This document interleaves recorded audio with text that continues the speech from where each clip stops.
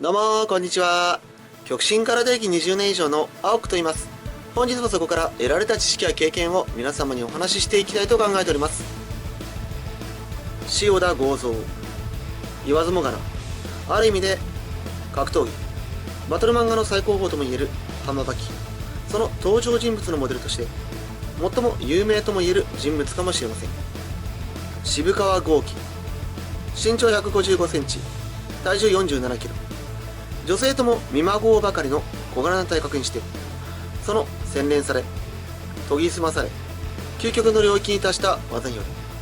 自分よりも一回りも二回りもジャッカーマンのような2メートルを超える巨大な男に対しても、ビスケット折り場のように体重150キロを超える筋肉だるまに対しても、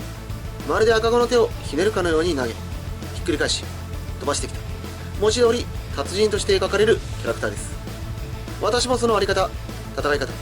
立ち居振る舞いにはこれ以上ないというほど魅了されており、そのモデルとして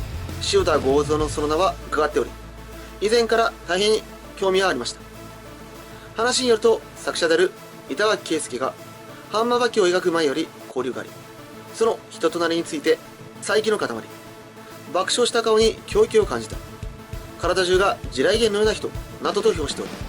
り、以前板垣自身が武道家と立ち会い惨敗した話をした俺には弟子に、その程度で済んで運が良かったと思う、二度と遊び半分の軽い気持ちで立ち会いに臨むなと苦言をことづけたといいます。塩田剛三は幼少の頃より柔道に邁進し、中学3年生にして四谷署の巡査たちを相手に5人抜きを達成。学級の対抗戦に至っては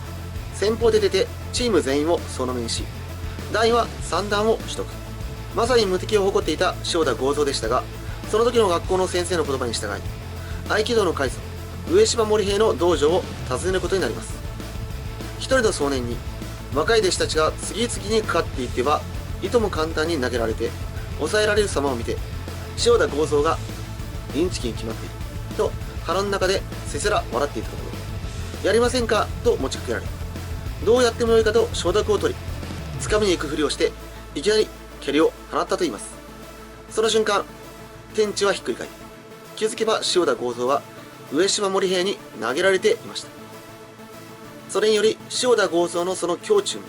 天地がひっくり返るような衝撃を受けていたといいます。腕っぷしに自信のあった者が小さな老人に訳も分からず宙に回される、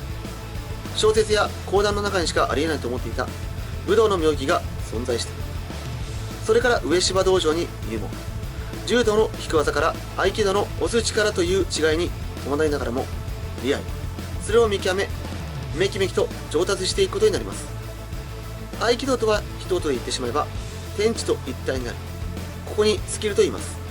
事実塩田剛三も上芝森平には手取り足取り教えられることがなく、基本的にはそばで見てもらい、結構や結構やと言われ、何が結構なのか分からずに頭を悩ませていたと言います。上島森平が実践していたのは文字通り、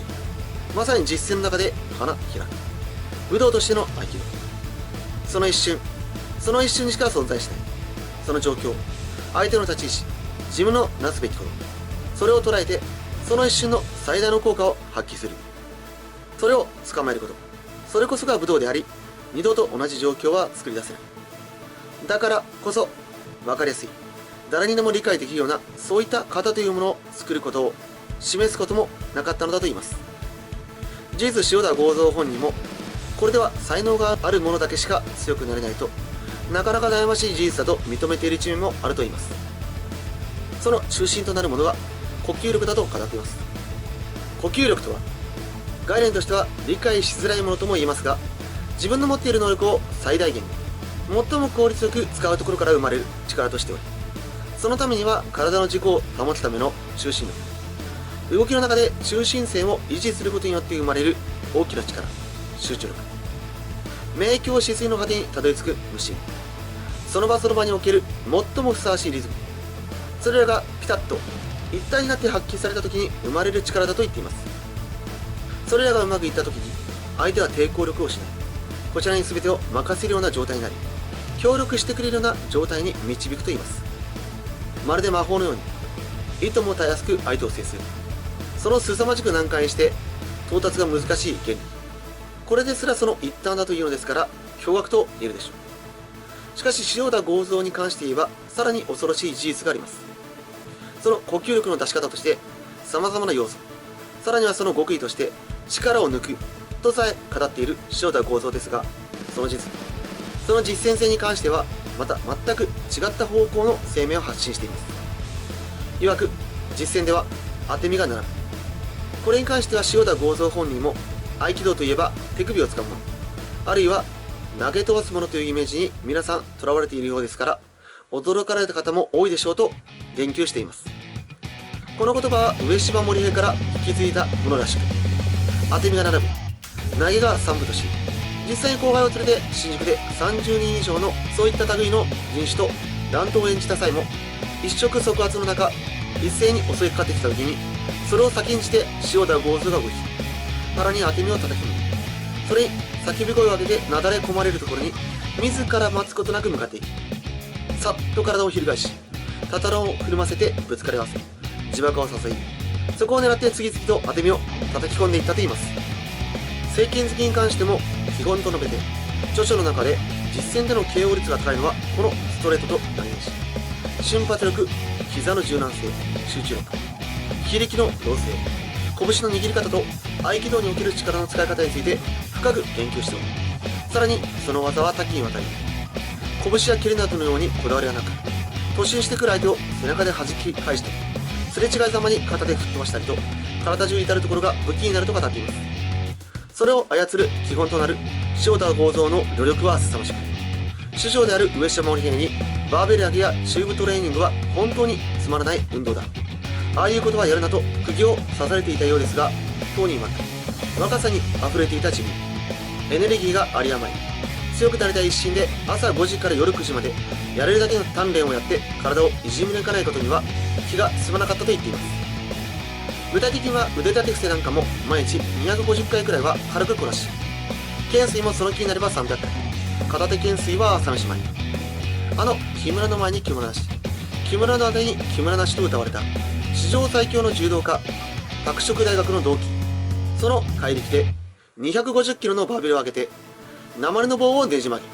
乗り遅れた弟子のために走り始めた都電の後ろにある作品用の取っ手を掴んで引っ張り、電車を定位置に戻してしまったこともあるという木村正彦との腕相撲においても、身長170センチ、体重85キロに対して40キロもの体重差があったにもかかわらず、右手を握り合ったも相手の気を伺い、はじめの合図ともに木村正彦が力を入れる前に力を出し、力がゼロの状態で持っていかれた木村正彦は勢いを持ってひっくり返ってしまったと言います。その時は木村正彦も何もしないうちに負けてしまったと苦笑いを浮かべたと言いますが、実際のところ2人は10回やって10回木村正彦が負けたと語ったという話もありますが、本当のところは3回やって2回塩田剛三が勝ったと言いますから、純粋な力比べでも五分と言って構わないものがあったと言えるのではないでしょうか。現在伝えられているハンマーバキを中心とした渋川豪輝、その魔法のように幻想のように相手の攻撃をひらりひらりとかわして空中に舞い上げる、その合気道の技術、しかしそれは単純な凡人に理解できるような理屈からは成り立っておらず、それは高い我々は見ることすら叶わないような雲上人の領域の文字通り神業であり、そしてその根幹を支えるものは想像をはるかに超えた、まるで太古の巨人のような旅力から成り立っているものでした。私は引き続きその塩田剛三、彼の実践におけるエピソード、強さ、それを追って調べ皆様に紹介していきたいと思います。ですのでぜひチャンネル登録の方よろしくお願いいたします。本日もご視聴いただき誠にありがとうございます。